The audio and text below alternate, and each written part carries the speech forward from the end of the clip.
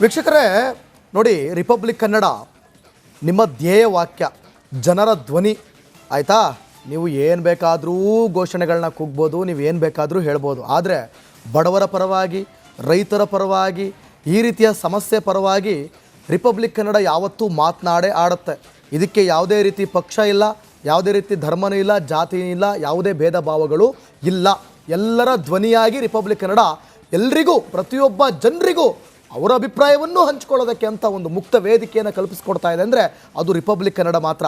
ಕೇವಲ ಇಲ್ಲಿ ಕೂತ್ಕೊಂಡು ನಾವು ಮಾತಾಡಲ್ಲ, ನೀವು ಕೂಡ ಮಾತನಾಡಬೇಕು, ನೀವು ಕೂಡ ನಿಮ್ಮ ಅಭಿಪ್ರಾಯವನ್ನು ಹಂಚ್ಕೊಳ್ಬೇಕು, ನೀವು ಕೂಡ ನಿಮಗೇನು ಅನಿಸುತ್ತೆ ಅದನ್ನು ಹೇಳಬೇಕು. ಸೊ ಅದಕ್ಕಾಗಿ ರಿಪಬ್ಲಿಕ್ ಕನ್ನಡ ಎಲ್ಲ ಆಲ್ ಲೈನ್ಸ್ ಓಪನ್ ಆಗಿದೆ, ಕಾಲಿಂಗ್ ನಂಬರ್ ಇದೆ, ಜೊತೆಗೆ ವಾಟ್ಸಪ್ ನಂಬರ್ ಇದೆ, ಆಮೇಲೆ ಎಕ್ಸ್ ಖಾತೆಯ ಲಿಂಕ್ ಕೂಡ ಇದೆ. ನೀವು ಎಲ್ಲಿ ಬೇಕಾದ್ರೂ ನಿಮ್ಮ ಅಭಿಪ್ರಾಯವನ್ನು ತಿಳಿಸ್ಬೋದು. ಈಗ ಕಾಲ್ ಮಾಡಿ ಕೂಡ ನೀವು ಮಾತನಾಡ್ಬೋದು. ಜನ ಗುಳೆ ಹೋಗ್ತಾ ಇದ್ದಾರಲ್ಲ, ಇದನ್ನು ತಪ್ಪಿಸೋದಕ್ಕೆ ಸರ್ಕಾರ ಏನು ಕ್ರಮ ಕೈಗೊಳ್ಳಬೇಕು? ರಾಜ್ಯವನ್ನು ಬರ ಆವರಿಸ್ತಾ ಇದೆಯಲ್ಲ, ಸೊ ಹಾಗಾಗಿ ಇದೆಲ್ಲವನ್ನು ಕೂಡ ನಿವಾರಣೆ ಮಾಡಿ ಅವರಿಗೆ ಅವರೂರಲ್ಲೇ ಅನುಕೂಲ ಮಾಡಿಕೊಡೋದಕ್ಕೆ, ಅವರ ಬದುಕು, ಅವರ ಬವಣೆ ನಡೆಯೋದಕ್ಕೆ ರಾಜ್ಯ ಸರ್ಕಾರದಿಂದ ಏನೆಲ್ಲ ಕ್ರಮ ಆಗಬೇಕು, ನಿಮಗೇನನ್ಸುತ್ತೆ ನೀವು ಕೂಡ ಮಾತನಾಡ್ಬೋದು. ನೋಡಿ ದಿವಿತ್, ನೀವು ಹೇಳ್ದಂಗೆ ಜನ ಇವತ್ತು ಕೃಷಿ ಚಟುವಟಿಕೆಗಳೆಲ್ಲವೂ ಕೂಡ ನಿಂತು ಹೋಗಿದೆ. ಮಳೆ ಇಲ್ಲದೆ ಬರ ಆವರಿಸಿಕೊಂಡಿರೋದ್ರಿಂದಾಗಿ ಕೃಷಿ ಚಟುವಟಿಕೆಗಳು ನಿಂತು ಹೋಗಿ ತಮ್ಮ ತಮ್ಮ ಊರಲ್ಲಿ ಮನೆ ಜಮೀನು ಎಲ್ಲ ಇದ್ದು ಕೂಡ ಗಂಟು ಮೂಟೆ ಕಟ್ಕೊಂಡು ಇವತ್ತು ಬೆಂಗಳೂರಿನಂತ ಬೇರೆ ಬೇರೆ ಊರುಗಳಿಗೆ ಇವತ್ತು ಜನ ಗುಳೆ ಹೋಗುವಂತ ಪರಿಸ್ಥಿತಿ ಇದೆ. ಸರ್ಕಾರ ಇದನ್ನ ಗಂಭೀರವಾಗಿ ಪರಿಗಣಿಸಬೇಕಾಗಿದೆ. ನೀವು ಕೂಡ ದಿವಿತ್ ಹೇಳಿದಾಗೆ ಕರೆ ಮಾಡಿ ಮಾತಾಡ್ಬೋದು. ಏನು ಮಾಡ್ಬೋದು ಗುಳೆ ಹೋಗದ ಹಾಗೆ, ಜನ ಏನು ಮಾಡ್ಬೋದು, ಸರ್ಕಾರ ಏನು ಮಾಡಬೇಕು ಅನ್ನೋದ್ರ ಬಗ್ಗೆ ತಾವು ಅಭಿಪ್ರಾಯ ತಿಳಿಸಿ. ವೆಂಕಟೇಶ್ ನಾಯಕ್ ಅನ್ನೋರು ಕರೆ ಮಾಡಿದ್ದಾರೆ ವಿಜಯನಗರದಿಂದ.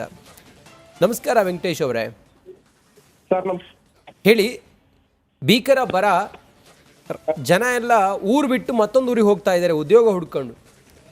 ಇಂಥ ಸಂದರ್ಭದಲ್ಲಿ ಸರ್ಕಾರ ಏನು ಮಾಡಬೇಕು? ಗುಳೆ ತಪ್ಪಿಸೋದಕ್ಕೆ ಸರ್ಕಾರ ಈ ಕ್ಷಣಕ್ಕೆ, ಈ ಸಂದರ್ಭಕ್ಕೆ ಏನು ಮಾಡಬೇಕು ಅಂತ ಅನ್ಸುತ್ತೆ ತಮಗೆ?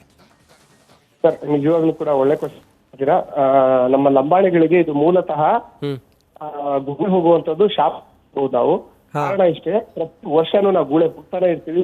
ಬರೋ ಎಲ್ಲಾ ಸರ್ಕಾರಗಳು ನಮ್ಮ ಮನವಿ ಇಡ್ತಾನೆ ಇರ್ತೀವಿ, ನನಗೆ ಗುಳೆ ತಪ್ಪಿಸಿ, ನಮ್ಮ ಕೆಲಸ ಕೊಡಿ, ನಾವು ಇಲ್ಲೇ ಇರ್ತೀವಿ, ನಮ್ಮ ಶಿಕ್ಷಣ ಕುಂಠಿತವಾಗದಿರಲಿ, ನಮಗೆಲ್ಲ ಒಳ್ಳೆ ಉದ್ಯೋಗ ಖಾತ್ರಿ ಯಾವ್ದು ಇಲ್ಲ. ಅದು ಕೇವಲ ಹೇಳಲಿಕ್ಕೆ, ಅದು ಕೇವಲ ಕೆಲವರಿಗೆ ಆಗ್ತಾ ಇದೆ.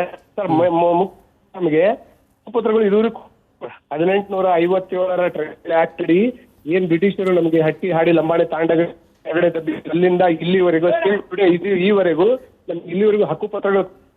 ಆಮೇಲೆ ದುಡಿಯಲಿಕ್ಕೆ ಸರಿಯಾದ ಕೂಲಿ ಇಲ್ಲ. ಆಮೇಲೆ ನಮ್ಮ ಮಕ್ಕಳನ್ನ ಓದಿಸ್ ಯಾವ ಶಿಕ್ಷಣದ ಒಂದು ಇದು ಸವಲತ್ತುಗಳಿಲ್ಲ. ಮೇಲಾಗಿ ನಮಗೆ ರೋಸ್ಟರ್ ತಿಂದು ತಂದು ನಮಗೆ ಎಲ್ಲದನ್ನು 3ನೇ ಪ್ರವರ್ಗಕ್ಕೆ ಸೇರಿ ನಮಗೆ ಯಾವ ಯಾವುದೇ ನವೋದಯ ಮುರಾರ್ಜಿ ಶಾಲೆಗಳು ಸಿಕ್ಕಿಲ್ಲ. ಹಾಗಾಗಿ ನಮ್ಮ ಮಕ್ಕಳಿಗೆ ಎಷ್ಟು ಈ ವರ್ಷ ಹೇಗೆ ತುಂಬಾ ಹಿಂಸೆ ಆಗಿದೆ ಸರ್. ನಮಗೆ ತುತ್ತಿನ ಚೀಲ ನಾವು ಹೇಗಾದ್ರೂ ತುಂಬ್ಕೋಬಹುದು, ಆದ್ರೆ ಶಿಕ್ಷಣದ ಕೊರತೆ ಇದೆಯಲ್ಲ, ಅದು ನಮಗೆ ಮಾರಕವಾಗಿದೆ ಸರ್. ದೇಶ ಸರ್ ಹೌದು ಅಂತ ಗೊತ್ತಾಗ್ತಾ ಇಲ್ಲ. Okay, thank you Venkatesh Nayak ಅವರೇ.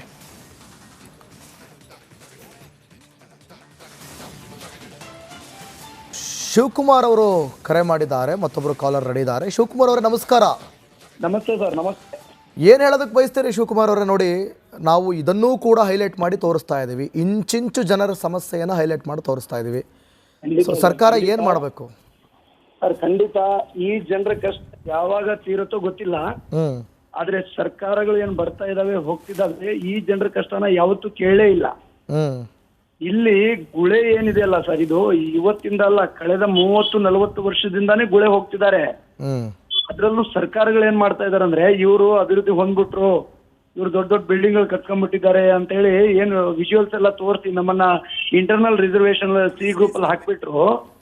ಇನ್ನು ಇವತ್ತು ಮಕ್ಕಳಿಗೆ ಶಾಲೆಗೆ ಒಂದು ಸೀಟ್ ಕೂಡ ಸಿಗ್ತಾ ಇಲ್ಲ ಸರ್. ಇವತ್ತಿನ ಪರಿಸ್ಥಿತಿನ ತಾವು ನೋಡೋದಾದ್ರೆ, ನನ್ನ ಹತ್ರ ಲೀಸ್ಟ್ ಇದಾವೆ ಕೆಲವೊಂದು. ನಾನು ಸಾವಿರಾರು ಬಾರಿ ನಾನು ಬಹಳ ಮಾಧ್ಯಮಗಳನ್ನ ಹೇಳಿದ್ದೀನಿ, ತಹಸೀಲ್ದಾರ್ ಅವ್ರ ಗಮನಕ್ಕೆ ತಂದಿದ್ದೀನಿ. 88-92 ಮಾರ್ಕ್ಸ್ ತಗೊಂಡ್ರು ಕೂಡ ಒಂದು ಸ್ಕೂಲಲ್ಲಿ ಸೀಟ್ ಸಿಗೋದಿಲ್ಲ ಒಂದು ನಮ್ಮ ಬಂಜಾರ ಮಗುಗೆ. ಇಂಥ ಪರಿಸ್ಥಿತಿಯಲ್ಲಿ ಇದಾವ ಸರ್. ಆದ್ರೆ ಈ ಗುಳೆನ ಅಲ್ಲಿ ಸ್ಥಳೀಯವಾಗಿ ಕಾರ್ಖಾನೆಗಳಿದಾವೆ, ಅಲ್ಲಿ ಲೋಕಲ್ ಅವರಿಗೆ ಕೆಲಸನೇ ಕೊಡೋದಿಲ್ಲ, ಅದ್ರ ಜೊತೆ ಯಾರು ಮಾತಾಡ್ತಾ ಇಲ್ಲ. ಸರ್ ಕೇಳಿಸ್ತಾ ಇದೆಯಾ ಕೇಳಿಸ್ತಿದೆ ಸರ್, ಕೇಳಿಸ್ತಿದೆ. ಸರ್ ಅದೇ ಸರ್, ಅಲ್ಲಿ ಸ್ಥಳೀಯವಾಗಿ ಕಾರ್ಖಾನೆಗಳಿದಾವೆ, ಅಲ್ಲಿ ಲೋಕಲ್ ನೋಡಿ ತಗೊಳಲ್ಲ, ಬೇರೆ ರಾಜ್ಯದಿಂದ ಕರೆಸ್ತಾರೆ, ಅವ್ರನ್ನ 5,000ಕ್ಕೋ 10,000ಕ್ಕೋ ಇಟ್ಕೊಂತಾರೆ. ನಾವುಗಳು ಹೋದ್ರೆ ಇಲ್ಲಿ ಇವ್ರ ಸ್ಯಾಲ್ರಿ ಜಾಸ್ತಿ ಕೊಡಕ್ಕಾಗತ್ತಂತೇಳಿ ಸ್ಥಳೀಯವ್ರಿಗೆ ಕೆಲಸ ತಗೋದಿಲ್ಲ. ಮತ್ತೆ ಅಲ್ಲಿ ಪ್ರಭಾವ ವ್ಯಕ್ತಿಗಳು ಯಾರು ಹೇಳ್ತಾರೆ ಅವ್ರು ಹೇಳೋದ್ರನ್ನೇ ಕೆಲಸಕ್ಕೆ ತಗೊಳ್ಳೋದು, ಇಂಥವು ತುಂಬಾ ನಡೀತಾ ಇದೆ. ಹಿಂಗಾಗಬಾರ್ದು ಅನ್ನೋದು ಶಿವಕುಮಾರ್ ಅವರೇ. ಥ್ಯಾಂಕ್ ಯು ನಮ್ಮ ಜೊತೆ ತಾವು ಮಾತಾಡೋದಕ್ಕೆ. ಈಶಾ ಪ್ರಭು ಅನ್ನೋರು ಕರೆ ಮಾಡಿದ್ದಾರೆ. ನಮಸ್ಕಾರ ಈಶಾ ಪ್ರಭು ಅವರೇ. ಸರ್ ನಮಸ್ಕಾರ ಸರ್. ನಮಸ್ಕಾರ. ತಾವು ಬಳ್ಳಾರಿಯಿಂದ ಕರೆ ಮಾಡಿದ್ದೀರಿ.